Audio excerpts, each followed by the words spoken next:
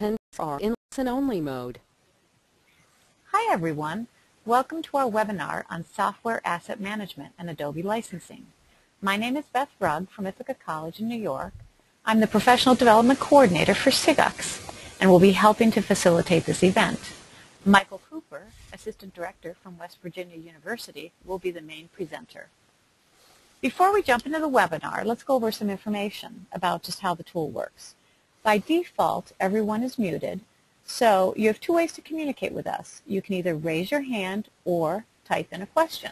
So, could everybody go ahead and raise your hand?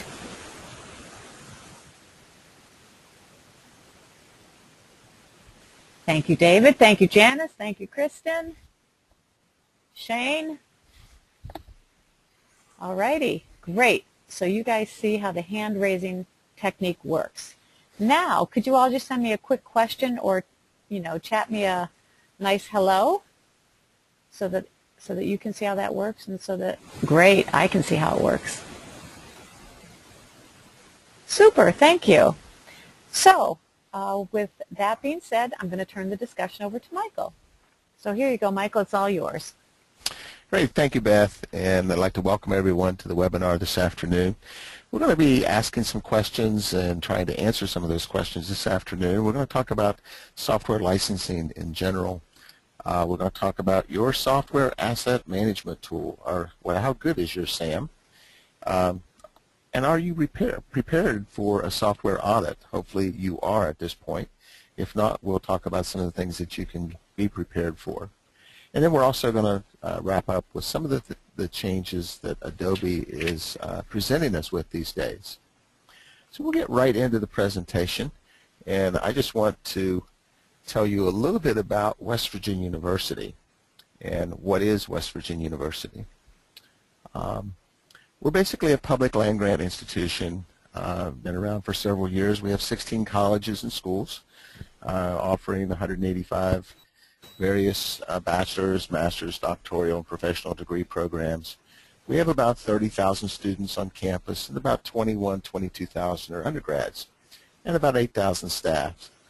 We do have regional campuses, and they're scattered throughout the state. And also we have a presence in all 55 counties in the state in our extension offices. So we basically have a presence throughout the state and relatively large. Just kind of gives you an idea of how it might compare with your school in general.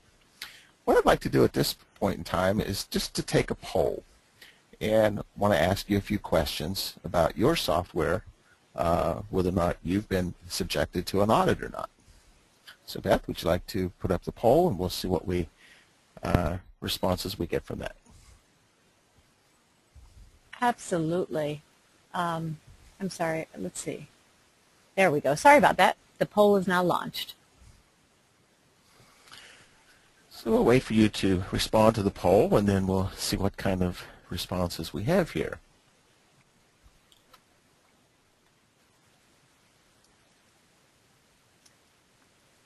Alrighty, we've got about 80% of the people who, oh, there we go, 93% of the people who have voted.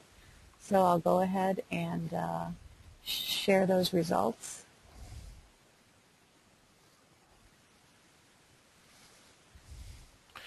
Just kind of wanted to get an idea of what kind of situations people have been subjected to, and it looks like about 2/3 of the folks here on the call have never been audited. 7% have completed an audit, and some, at least one or two maybe, have recently received an audit notice, and that's an interesting situation. I'm sure you are kind of wondering what you're going to be doing to be responding to this compliance audit. Some of you have been part of one, so that's a good representation. The interesting thing, though, I think, is that 2/3 have never been audited, at least to the folks that are on the call today. So let's just kind of get right into what is software asset management. Software asset management is really a process. It's not just one single activity. It's not just one single situation. It really is something that's ongoing as a process. It's a management. It's managing and optimizing your purchases right from the very beginning. That's what kind of kicks off the process when you have to make that purchase of a particular software product. Well, after you purchase the product, you have to deploy it. And once again, your software asset management program should be tracking that deployment. And once you have it deployed, you have to maintain it. So maintenance is a big part of the whole process. Well, you know, you've purchased the product, you've deployed it, you've maintained it, but are people really using it? Do you know that they're using it on an ongoing basis, and are you utilizing the licenses that you've purchased?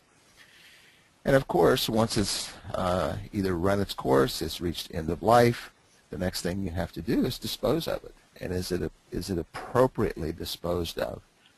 That's really kind of in a nutshell what software asset management is.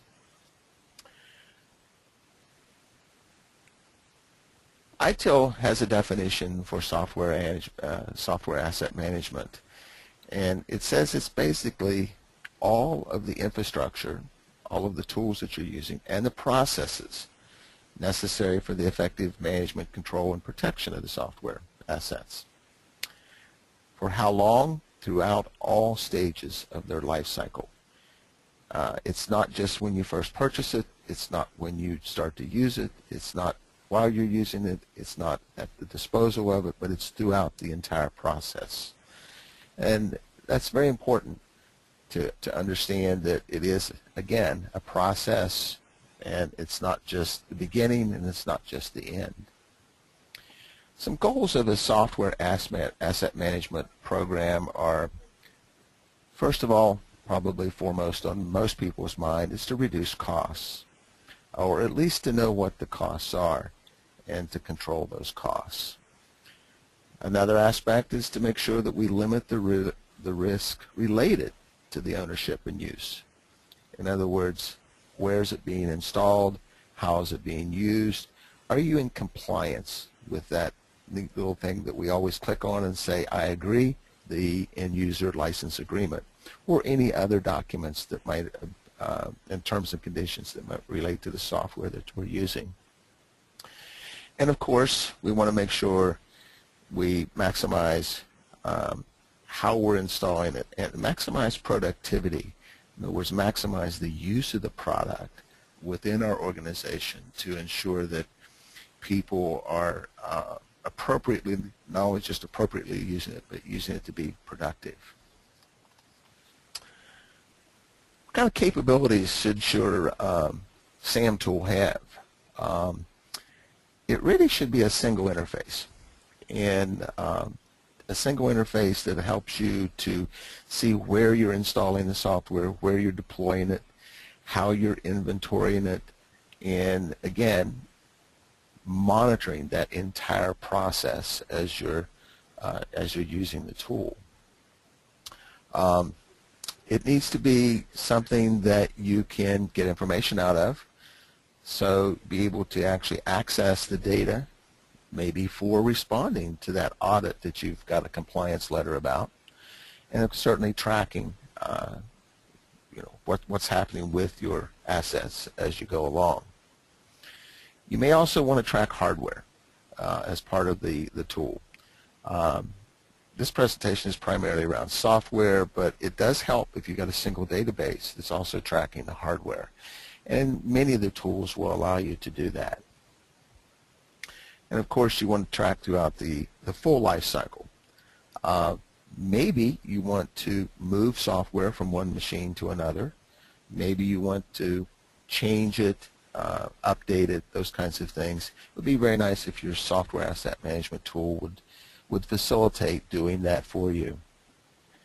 And of course, we talked about the contracts that you're buying the software with. You want to make sure that your SAM tool has a very good interface to the purchasing of the product itself, the types of contracts that you might enter into, the terms and conditions associated with those, who signs off on them, all those kinds of things. All that needs to be in your SAM tool, or at least it helps to facilitate your total tracking.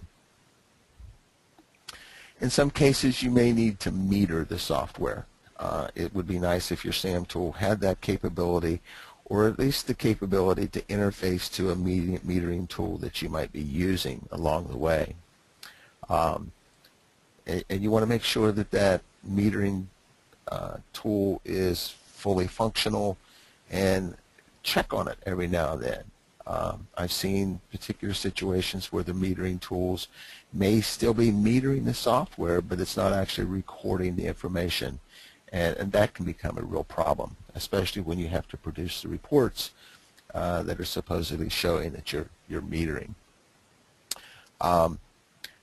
It is also nice to make sure that your SAM tool can discover what software is installed on those endpoints for you. If you are not doing that, you're not subjecting yourself to the ability to be able to find that software that is, I'll just say, illegally installed on the various endpoints. So it's nice to have a tool that will do those kinds of things for you. SAM applications can have all kinds of levels. This is a nice little chart that kind of shows you a progression from going from a very basic SAM tool, kind of ad hoc, all the way up to a very dynamic SAM tool. And it also shows you what some of the capabilities are in those particular areas. You typically are going to start out in a very basic situation where you might be tracking things by spreadsheets. It's predominantly a manual process, all the way up to a fully automated process. Now, the key to this chart, I think, is very important in the respect that you have to start somewhere. So starting with a very basic manual process is not unusual when you're doing your software tracking. That becomes a real issue because, as you may find when you're audited, you get a compliance letter. You may find that all of the things that you've been gathering in that ad hoc process simply won't match what the publisher is asking you for. So progressing through down to at least a rationalized, if not a very dynamic SAM situation, will certainly facilitate responding to that compliance letter in a much more efficient and complete manner. So you want to really think about how you're going to progress and what kind of potential tools you're going to use. One of the issues that we have in software licensing in the software asset management process is where we're going to be in the future. In fact, the future is really already here. So what I want to talk about a little bit is things that we're dealing with in the cloud. Many of us have already transitioned to using software as a service. Some of us are actually in the area of using a platform as a service. And then way out there is the issue around the whole total infrastructure as a service. So I want to kind of talk about these things and give you a little bit of an idea of where these kinds of environments are and how they may relate to your situation from software asset management. Software as a service, that's where a lot of the hype is today. That's where a huge amount of the actual revenue is for the various vendors. Some of the things that you've probably already heard of, being Office 365, Salesforce.com, those are examples of software as a service. Typically, these types of applications are billed to you on a monthly basis. So making sure that you're appropriately licensed and appropriately tracking them it has a big impact on that bottom line. The nice thing is many times you can actually drop a particular user count or increase a user count on a monthly basis. So that makes the finances a little bit different in that respect. The real issue, though, is whether or not your software asset management tool, your systems and processes can manage and monitor SaaS, and especially the SaaS spend, because remember, they're billing you on a monthly basis. So being able to make sure you can reconcile that with your software asset management tool is really important. Now, the platform as a service, it's kind of not real interesting to us these days. A couple of examples are CloudBees and Azure, the Microsoft Azure program. Not too many people in the edge space are using those particular tools or those particular applications. It's something that's going to grow, but most likely we're not going to see too much of that. It's actually used primarily by the actual SaaS companies to build their platform in the cloud and then offer the software that they're putting on those particular applications or those particular platforms to us as a software as a service. Infrastructure as a service is something that you may be willing to think about as a SAM practitioner. Many of us may be looking at internal clouds or external clouds or hybrid clouds to do the things that we need to do to move our applications to those particular kinds of platforms. It's really moving your physical servers out there to those particular entities in the cloud. The Amazon service, Rackspace, those are particular ones that are might be familiar to you. This is a space that's really going to grow in the future. Over the next 3 or 4 years, we'll see these types of platforms to really expand, almost quadruple in actual dollars being spent on them. And this is probably where you're going to see a real game changer for us, both in the enterprise and then, of course, corporate IT.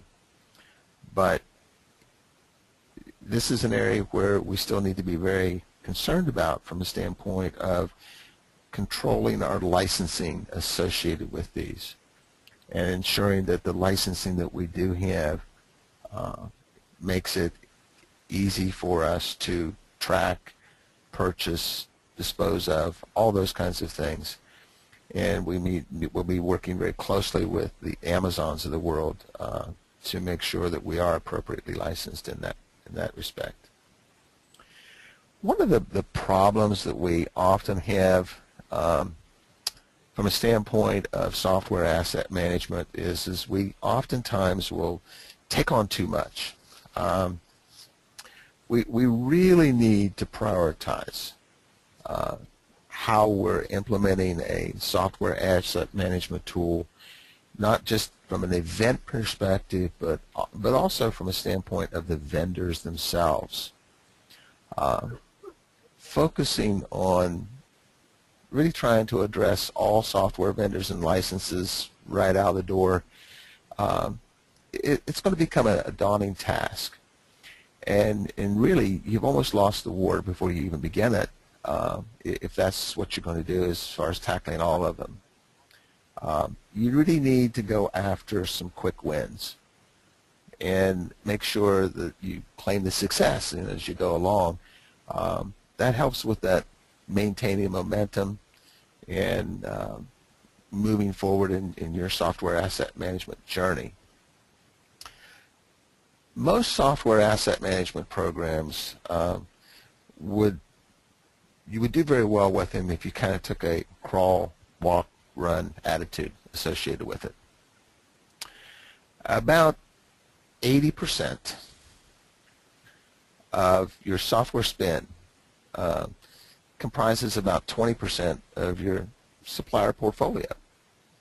So if you spend, that's the old rule, spending, the 80% of your time on that 20% that's going to give you the biggest bang for the buck.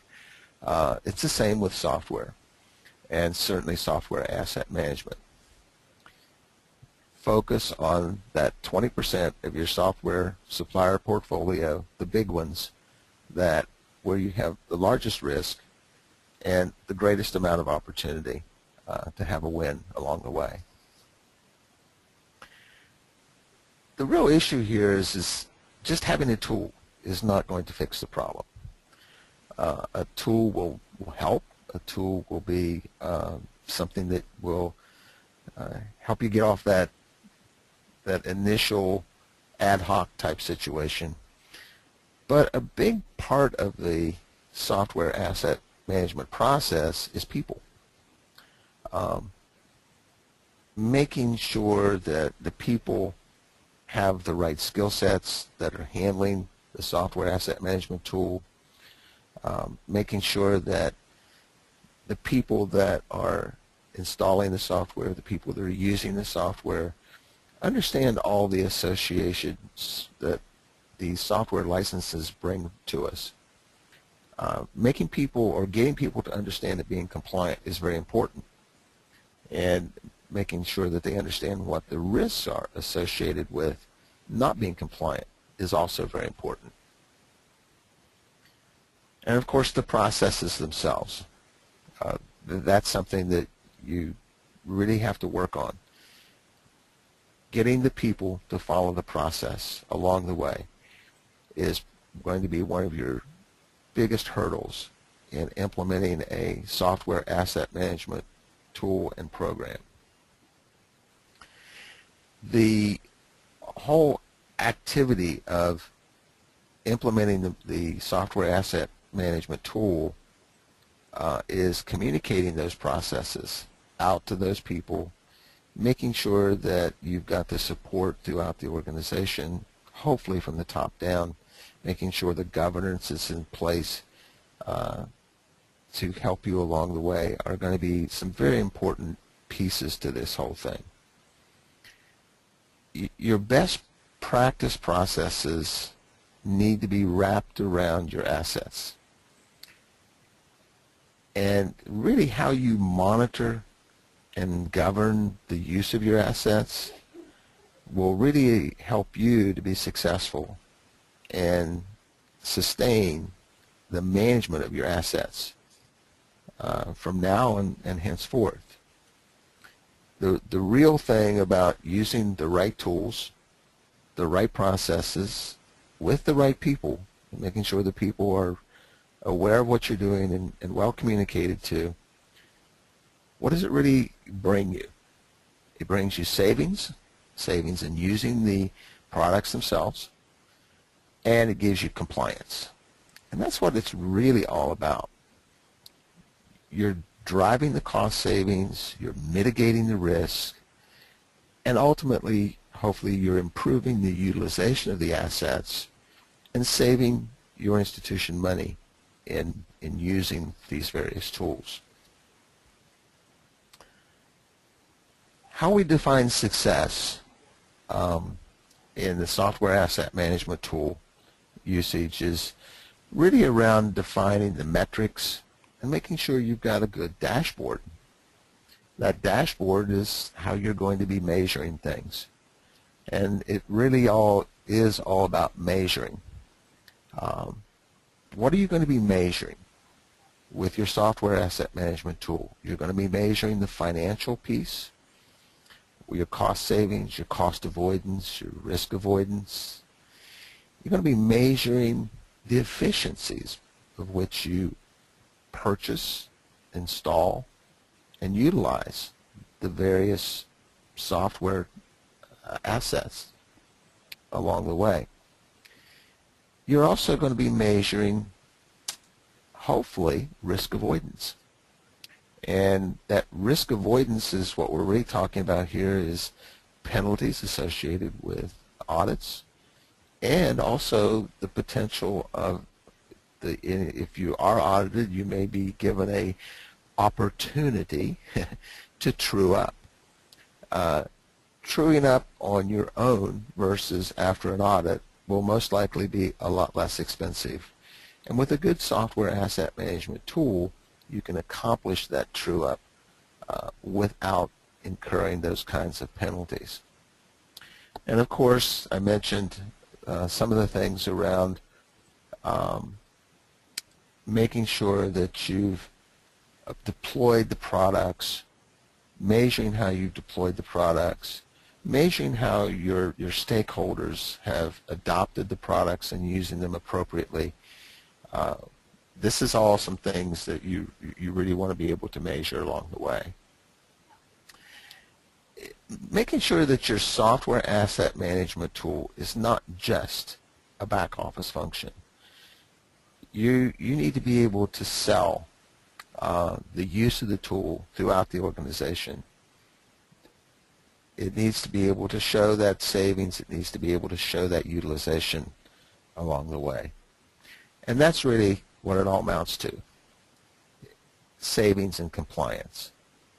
We want to make sure that we understand along the way how much we're saving and make sure that we have deployed it correctly and make sure that we are in compliance in case we're audited.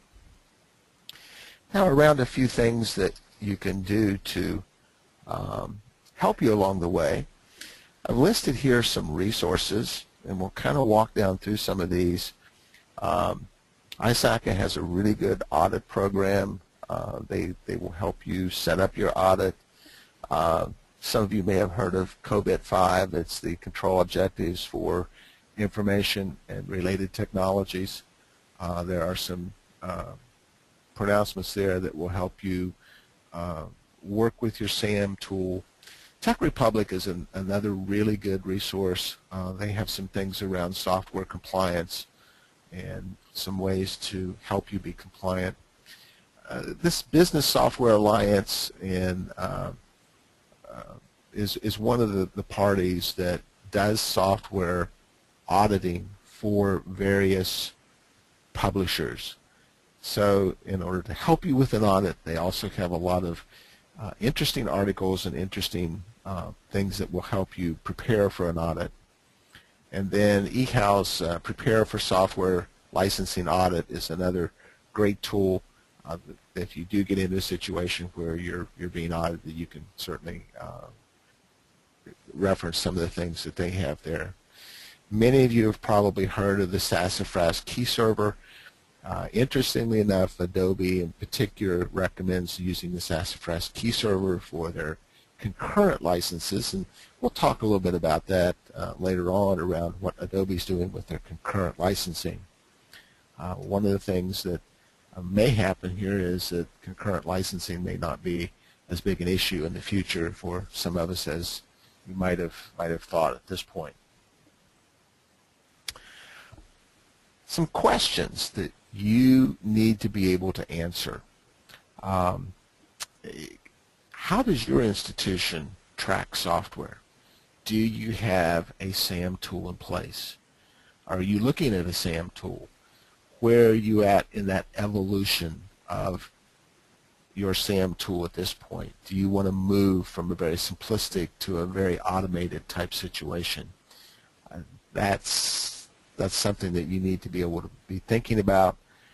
And all this takes something, and it takes some resources. How many resources is your institution willing to apply? And we're not just talking about dollars here, we're talking about people. People to run the tool itself, people to manage the tool itself. These resources could become rather significant depending upon the size of your institution and really how far you want to go with it. Now, there's some things that you can also assist yourself with. There's some engagement services out there, CDW being one that has one, another one called SoftAid, where you can actually ask them to come in and effectively do an audit for you or assist you with your own self-audit. Well, that all sounds well and good. However, most of these, in fact, at least these two here, also share their results with the publishers. And so effectively you're asking them to come in, do an audit. The risk you have here is that you may not be in too good of compliance, and you will end up with a true-up cost that might be a little bit surprising. So be a little bit careful when you're bringing in a third-party engagement service in that respect. And if you feel like you're not very well and compliant, you might want to do a little bit of work up, on the front end to get yourself there. Another good resource for you is your resellers. How have you engaged them? Are you focusing most of your purchases on one reseller? An example of where that might be very advantageous would be when you are audited. One of the things that you'll probably have to produce is your purchasing records. And those purchasing records, if they're all residing with one reseller, it will make things a lot easier as far as gathering that information for you. We all have an internal audit office. Do they understand the risks associated with software licensing? Certainly, if you do receive that compliance letter, this is a group that you need to engage very early on. In fact, hopefully a few minutes after you receive the letter. They can help you along the way. They can help you understand what hopefully some of the risks are and what some of the actions are that you need to take to make sure you're in compliance with all of your institutional rules and regulations. And of course, you want to make sure that you've involved your general counsel or legal department with your institution. Do you have your general counsel, or does somebody have your general counsel review all of the software agreements? Are they in compliance with the various kinds of regulations and rules and whatever that we're subjected to as an institution? In our case, we're a state institution, so we have state code that we need to be compliant with. Hopefully, any kind of software agreement that you enter into, you'll be compliant and certainly engage your general counsel with. At this time, I'd like to do another poll, and we'll see what kind of results we get from that, and see who's been audited and who's doing the auditing.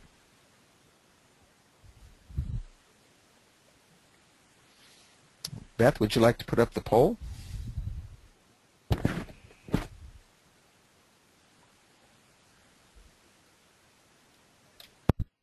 Oh, I'm sorry. I thought it was available. Yes, 29 people have voted. Okay. We'll go ahead and close it and share it. There you go, Michael. And let me bring that up. Looking at it again, I was thinking we probably should have had an option that says not sure. Not sure. Yes, we had quite a few on that one. Very interesting. It looks like about 20% of the people have received something from Adobe. That's quite interesting. Adobe seems to be the one group today that is doing a lot of auditing. Not surprised that Microsoft has not contacted anybody here. In our case, we've also received a notice from Adobe and Novell. In fact, we've had a couple from Novell over the last few years. The Novell audits appear to be a little bit easier to accomplish, but I can assure you that the Adobe one is not necessarily that easy from a standpoint of accomplishing what they're asking us to do. Adobe appears to be targeting some educational institutions these days. Do have some information from a couple of larger educational groups, multiple schools in some systems where they've been audited.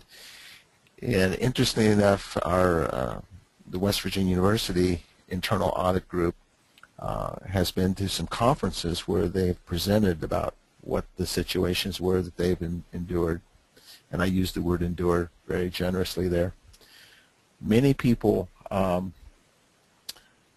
I've had some conversation with people who are currently in the process of an Adobe audit, and some of the things that they're going to ask you to do will be very, very interesting, very demanding.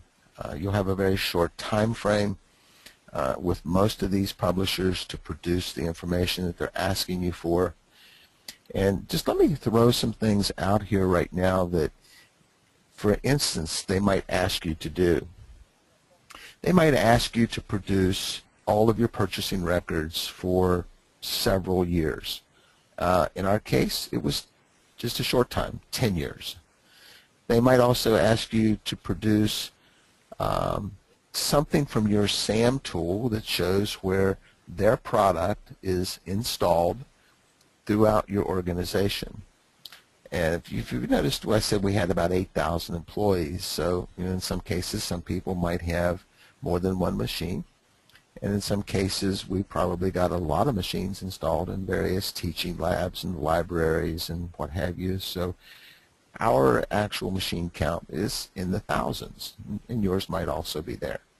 So if they ask you to produce all of the records, or basically a document showing where any Adobe product is installed on every single machine on your campus, could you do that? And that might also include such things as Acrobat Reader, Flash, or any other Adobe product. How would you produce that evidence at this point in time? Now, they're very generous. They will give you a script that you can walk around to every machine and run and collect the information off of it, and then compile that into a file and send it to them, and they'll be very generous to synthesize that into what kind of products you have out there. And of course, if you think about the number of executables that you could be looking for, in particular with Adobe, it could be upwards of 175 to 200 executables that they're asking you to inventory. What kind of SAM tool do you have in place to be able to produce that kind of a record in a relatively short time? And when I say short time, let's go for 30 days. If you had to run a script, yes. Oh, I was just wondering, but I'll let you finish your thought. I have a question after that. Okay. If you had 10,000 machines and you had to run that script, and it took you 15 minutes to run the script and gather the information on those 10,000 machines, do you have the resources and the time to gather that kind of information in less than 30 days? Or do you have a very effective SAM tool in place that will allow you to gather that information quickly, efficiently, and then produce it in reference to your compliance letter? Okay, Beth, you said you had a question? Oh, I do. We're just wondering, do you think that Adobe's auditing schools that are not currently ELP customers, probably to get schools to sign up for the ELP program, and or do you think they might be targeting those who have deeper pockets? That's an interesting question, and I don't necessarily know what the answer to that is. I can only say that the individual schools that I've had either contact with or conversations with tend to be schools with CLP licenses, or tend to be larger schools with many machines installed, or many products installed throughout their organization. I have not had contact with a relatively small, let's say a small liberal arts type institution that had been audited or was in the process of being audited. I don't know what their goal is, but the bottom line is when you get audited, you still have to produce the information, or go through some kind of an appeal process with the individual publisher. Great, thank you. Okay, do we have any other questions at this point, specifically about software asset management and the tools associated with it. We'll entertain a couple of those, and then we'll start talking about some of the changes that are happening with Adobe at this point.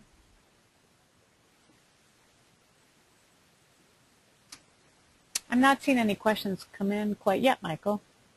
Okay. Oh, here's one. Any lower cost options for SAM tools?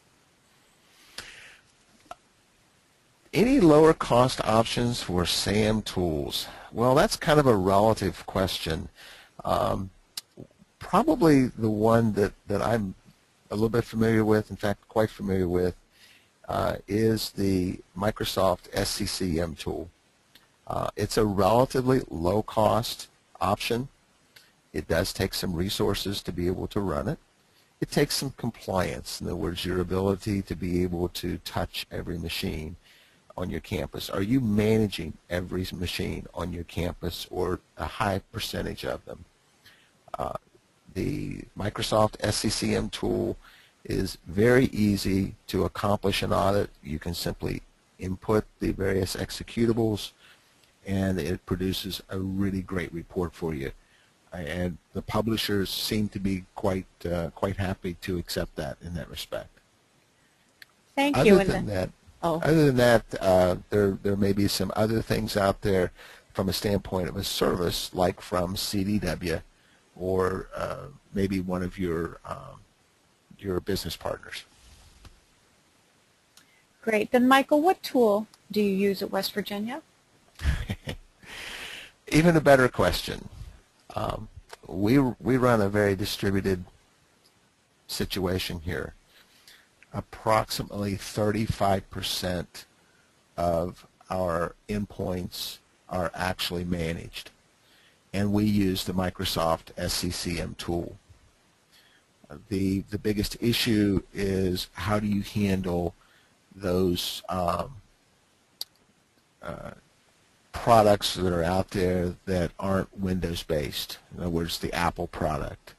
There are some very specific tools that you use for your endpoint management that will also allow you to do some of the SAM processes that you need to do.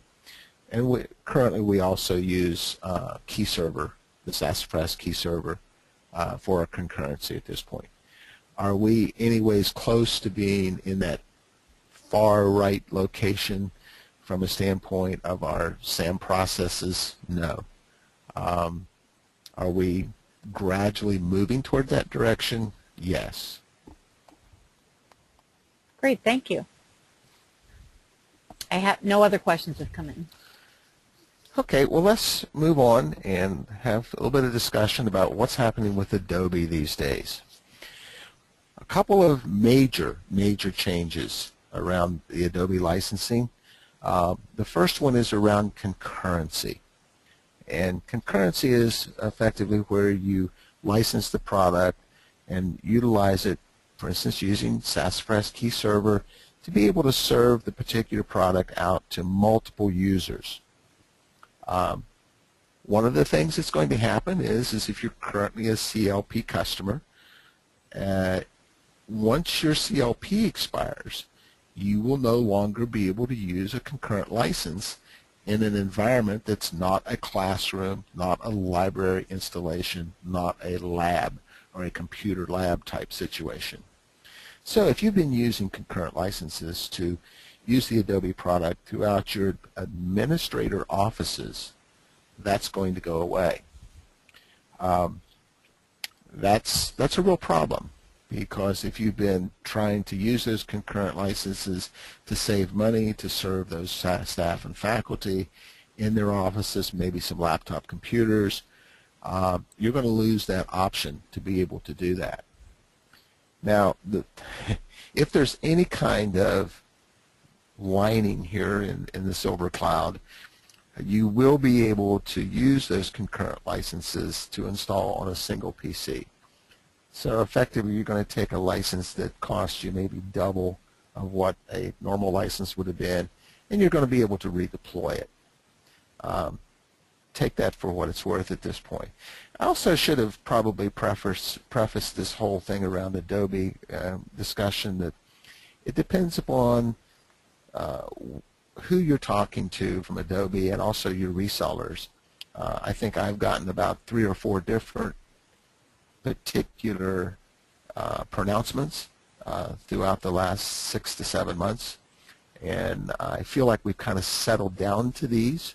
I feel comfortable with what we're talking about here, but there may be still some other changes coming down the road that either we don't know about or we haven't been told about. So make sure that you're in constant communication with your true Adobe rep to get the latest and greatest. And I really think they're starting to settle out a little bit from a standpoint of a consistent message. Another thing that's changing is the ability to purchase Adobe maintenance. As of January 1st, 2013, you can no longer purchase Adobe maintenance on many of the products, and most of these products are in the Creative Suite collections, the Design Standard, Design Premium, the Master Collection, and then any of the products that are associated with those. Any of the individual standalone products, you cannot purchase maintenance on those. So what that means is any product that you purchased maintenance on before that, you're probably going to get one more upgrade. Hopefully there'll be a new version come out in the May-June time frame. Your maintenance will still be effective through your CLP or however you purchased it, and you'll be able to get that one last upgrade. From that point on, if you want a new version of these products, you're going to have to purchase a full new license for those individual products. As we move forward and as Adobe is positioned in it, the whole situation today might change. Hopefully as a group we can have a loud enough voice to maybe change that. I'm not holding my breath, but we certainly should voice our opinions to the Adobe reps associated with that. The list is pretty extensive, as you can see, and I doubt that there's too many of the Adobe products beyond this that we're not all using from the standpoint of the extensiveness of this. So kind of internalize this a little bit, understand what your particular institution is using, and certainly how you're using it. That is going to make a difference in our bottom line. So what kind of options is Adobe presenting us with these days? Well, those options are a little bit limited. We can continue to purchase individual products. It is a perpetual license. It won't have maintenance on it. You just simply won't be eligible to get those upgrades as they come along. Now, what I really think that Adobe is pushing us toward is one of two things. They've announced their Creative Cloud, but what I think they're really pushing us toward is an enterprise term license, an ETLA. We've looked at an enterprise license for the institution, done some cost analysis associated with it, and if we take our current dollar spend over a 2-year period and divided that by 2, we have an annual cost, and that's what an enterprise term license really is. It's an annual cost. It's an annual subscription. Is there a price list for this? No, there's not. Basically what Adobe does is take your current usage, the current products that you've purchased, and your FTE, and I will tell you that they're using the Microsoft FTE calculation at this point. Once you give them that information and they look at kind of spend that you've done over the X number of years, they will come back with a customized quote. Most of the people that I've talked with on this customized quote, your spend is at least 1.5, if not 2 times what your current spend is. But what it really does is license you for a suite of products based on their analysis for unlimited installation. In our case, they proposed that we would buy an enterprise term license and we could install Adobe Acrobat Professional on 50% of the machines on our campus. And the other 50% we could install the master collection. Well, obviously master collection is overkill. In fact, it's a great overkill. The other option that they're going to be offering is the Creative Cloud. And the Creative Cloud for Enterprise has not been introduced yet. You have the personal one and you have the team version. But the one that I believe they're going to be pitching to the edu marketplace and certainly the corporate marketplace is the enterprise version. Now, the transition from master collection to the Creative Cloud is a relatively easy transition. And that's where they're going to be pushing you to purchase from an enterprise term licensing agreement, making sure that you get the master collection and then moving toward the Creative Cloud as a replacement for that master collection. If you're not familiar with the Creative Cloud, it's basically a subscription service where you as the administrator have a dashboard where you can license the product or have the product subscribed to by your end users. Maybe you have this office that needs to have the Creative Cloud for a month, 3 months, maybe a year, whatever. And then they're done with it. Maybe they only have a small project to do or a short-term project. You can move that subscription to another user as the need arises. So there are some interesting advantages to using the Creative Cloud. Certainly it gives you access to all of the products, the ability to move that subscription from one user to the other. But there's also the disadvantages of the total cost and certainly the administration of the application itself. It is in the cloud. The applications run from the cloud, so the users can basically work on their projects from pretty much anywhere. But the enterprise term licensing agreement is typically only for the product being installed on a institutionally owned machine. Well, this brings up the interesting issue around virtualization. And at least my discussions so far with Adobe have not really solved the virtualization problem that we may be faced with.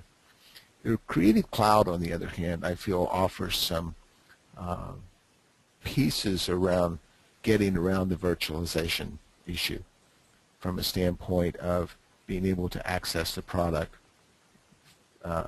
via the cloud and via that subscription itself. I'm sure we're going to have a lot more communication from Adobe as we move forward, and much of that I hope will be around the Creative Cloud itself and moving away from trying to sell everybody an enterprise term licensing agreement.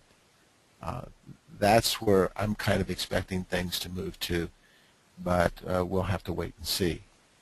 Some of you hopefully have recently just, let's say in the last 6 to 9 months, have entered into your CLP, so you're going to have a little bit more time to be able, to make the decisions and maybe gain some experience from our experience. In our case, our CLP is up here in just a few months, so we're going to have to make some decisions fairly quick to make the transition. Okay, well that concludes the presentation.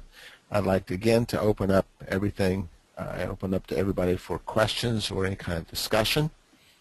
Do we have any additional questions? Yes, we do. Michael from Angie, do you know how the licensing changes would affect Adobe Acrobat Pro virtual desktop deployment to faculty staff? It's a good question. I think it depends upon what type of licensing structure that you're under, whether you're under CLP, did you purchase your products through TLP. That's going to make a difference there. My suggestion would be that you would talk with your reseller and the Adobe rep very specifically about that product. The Acrobat Professional product is not one that's included in this transition from a standpoint of not being able to buy maintenance and also not being able to purchase it as a standalone product. You will be able to do that. Another question from Denise. What is Adobe's stance on virtualization?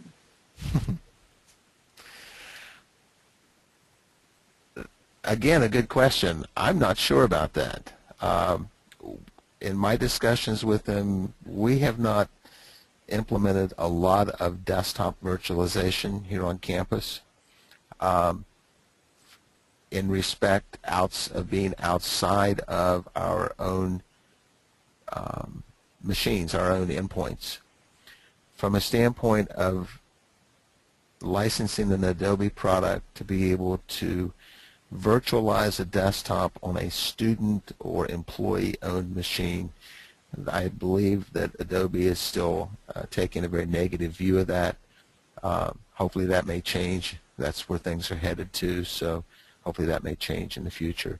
Again, I would highly suggest you get into a discussion with your Adobe rep, and don't be afraid to ask and negotiate as a part of your whole institution deal to be able to do some of those things.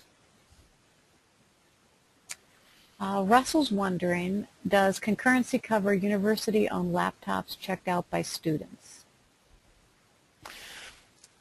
Concurrency does not cover that under the new program because the laptop itself is not a part of a lab, an actual connected lab, a teaching classroom, a library.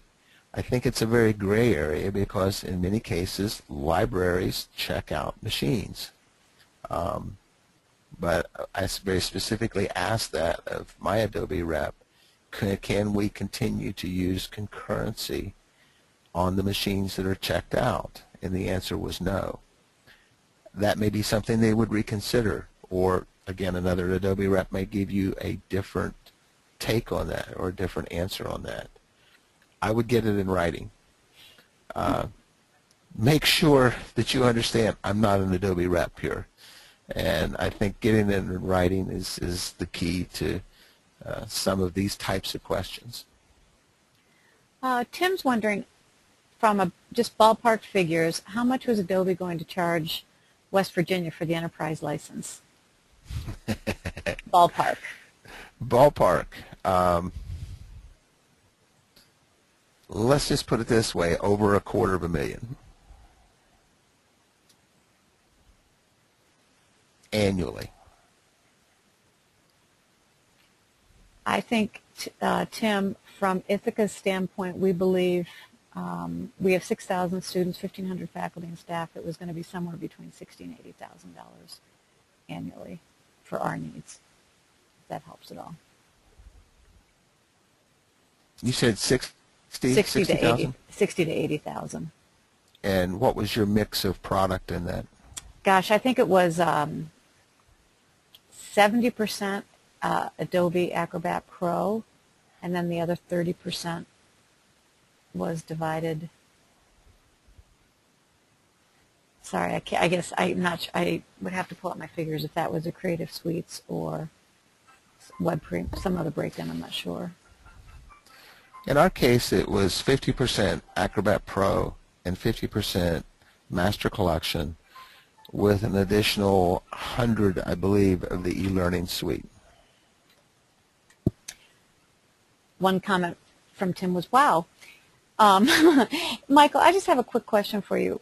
When I'm trying to figure this out for our lab environment, I am, and at this point, I do not believe we're going to be able to enter into an enterprise-wide agreement because not only is it financially difficult, but also the idea of a centralized option to pay for this is problematic for us. I'm just not sure what to do about the labs. You actually have two issues. One is the ability to buy maintenance on the product. Right. What that means is even though you have a concurrent license, which will help you with your labs and help you with serving multiple machines at any given point in time, the inability to purchase maintenance on the product means that you're going to have to buy, if you wish to remain current at the current version, a new license. Right. And that new license you're going to have to purchase maybe every year. Right. So your costs could potentially double or triple anyway.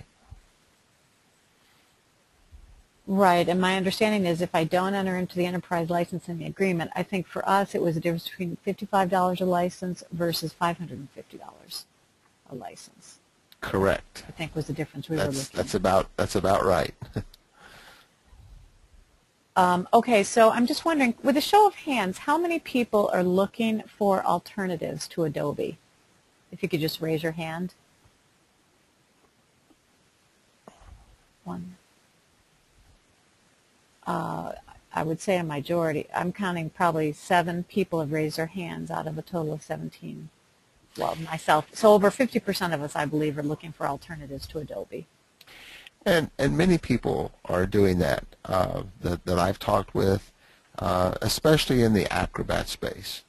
I think a lot of people are looking for the Microsoft Office 2013 to fill some of that gap in some of the very minute testing that I've done or just working with it.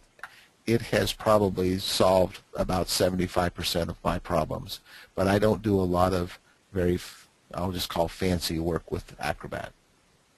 Didn't have any multimedia in it and those kinds of things. Great. Well, I do think we are out of time. We're at 4 o'clock. Oh, I just have another. Oh, let's see. Yeah, another person said they're looking at cutting back their lab licenses based on usage data from Key Server as well, so that might be an alternative. But I do think we're out of time. Michael's put up his contact information. We have recorded this session, and we'll make that available on the SIGOX website. And just knowing Michael, I mean, as soon as I heard about these Adobe changes, I reached out to him personally to try to get his take on it, and I am sure he would be willing to help out others as well. We'd be happy to do that. Would also encourage you to look at the EDUCAUSE software listserv too. So thank you so much, everyone, for your time, and please let me know if you have any suggestions or any further questions. We certainly appreciate your time.